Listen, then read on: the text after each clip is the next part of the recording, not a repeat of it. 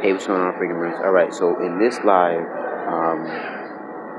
we're going to talk about the wisdom that took me quite some time for me to understand. Everything is your fault. So, like, I'm watching this course on scaling my agency, and one of the mindset things he talked about was everything being your fault. And that means the way your finances are, the way your love life is, the way your spiritual life is, the way your mental life is. It's your fault. Now, to a fault, you have to take blame away, even because every time you say something else is somebody else's fault, or an outside conditions doing, you make it your God, per se, and your Savior. Ooh, that's so good. You make it your God and your Savior. Every time you were to say it's their fault, and I don't mean accountability, I mean fault.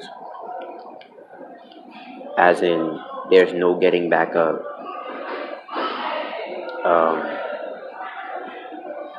And you're stuck there.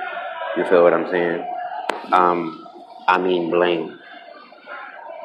Every time you blame, every time you blame, it takes your power away, even if it's not completely in your control. And what that means is, if you're in a financial situation where you're backed up, that's your fault. Even if let's say your business were to shut down due to many conditions that weren't even your own to some extent. If your phone got stolen, if that's your fault, because you shouldn't be, let's say, sleeping on the train.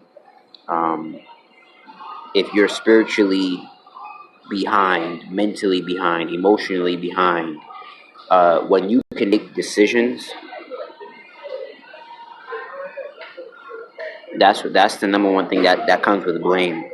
When you can make decisions, everything is your fault.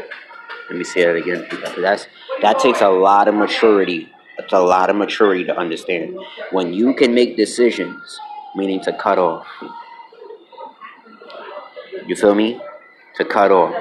Everything is your fault. To what are you gonna do about it? Because after you don't take blame, you have to say, what are you gonna do about it? Are you gonna be proactive, or are you gonna be reactive? So proactive meaning you're gonna be actively engaged in your own life. You're gonna be a go-getter of your own life despite what's going on. So everything in the words of Abraham Hicks, every piece of resistance, per se, creates desire.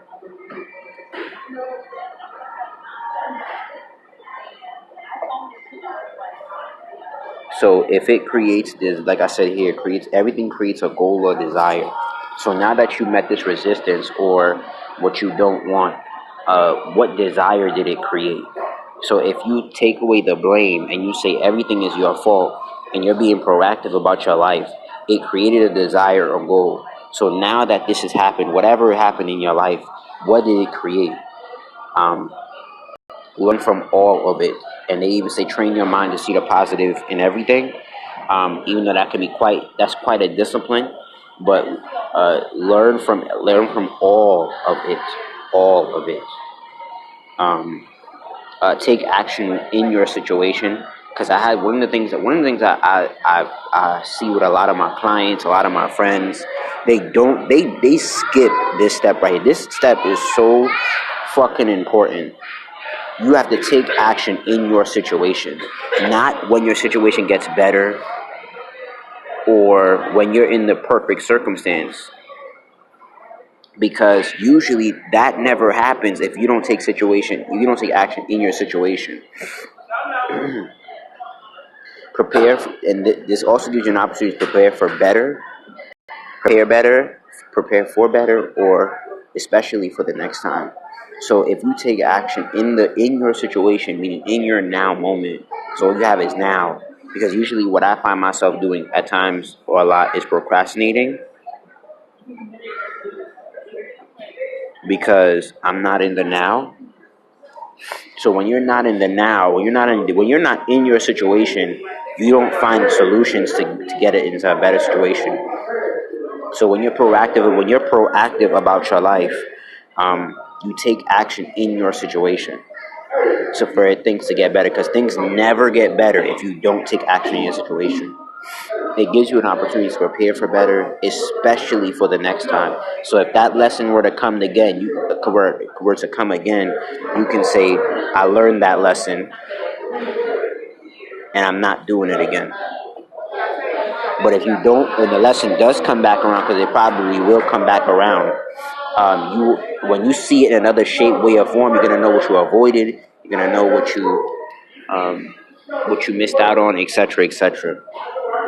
5, mind your business and grow faster. This is another very important lesson of minding your business and growing faster. Because usually when you're not minding your business, you get caught up in other people's energy and you become extremely empathic. You're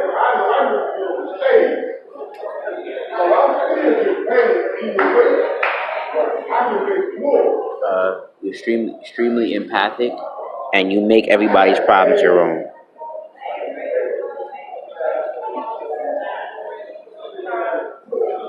You make everybody's problems your own. I'm growing through this as we speak. One of the reasons why empaths care so much about what other people think is because you're not minding your business. One of the ways to not give a fuck is to mind your business. Usually you don't give a fuck because you're minding your business. When you're not minding your business, and that's one of the things I learned about giving a fuck. When you're not giving a fuck, you are really, most of the time, what you're doing is you're minding your business. When,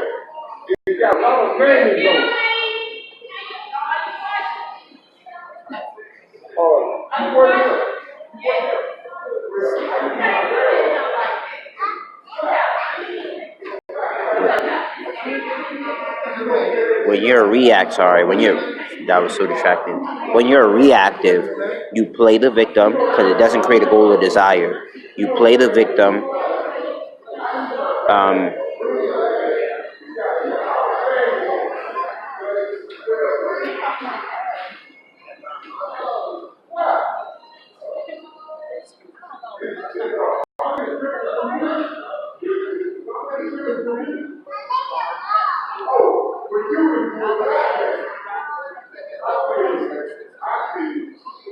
You can feel it for that nigga, but I can't. That's a whole person. She's just a jealous bitch. And I'm gonna go on that note.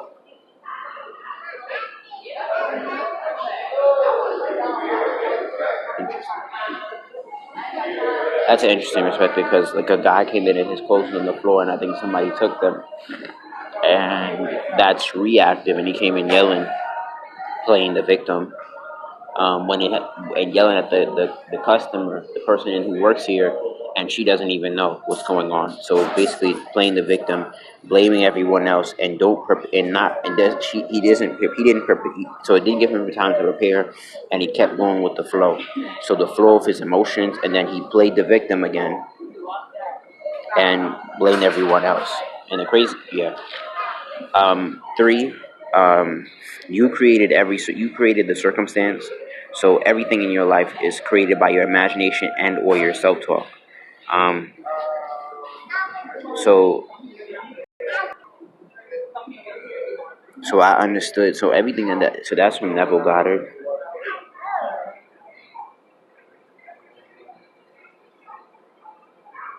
So I understood this. Like everything in your life, you once imagined, you created with your self-talk, or you created with your being. So your being is mixed with your imagination and your self-talk. 'Cause they say there is no past. You only have your memory, and the only thing you have is your past, your memory, and your imagination.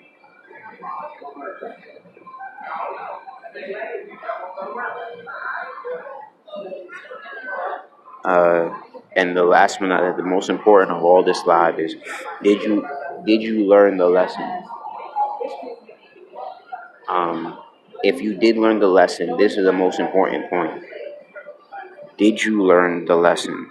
If you learn the lesson, then you know to be proactive instead of reactive. You know to take no blame. I mean, blame no one, and everything is your fault because you learned the lesson, and everything is your fault.